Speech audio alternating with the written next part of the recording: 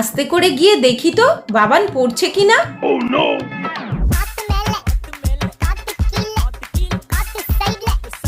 রেখে দিলি তো? কি ফোন? কি ফোন মা? আমি তো পড়ছি।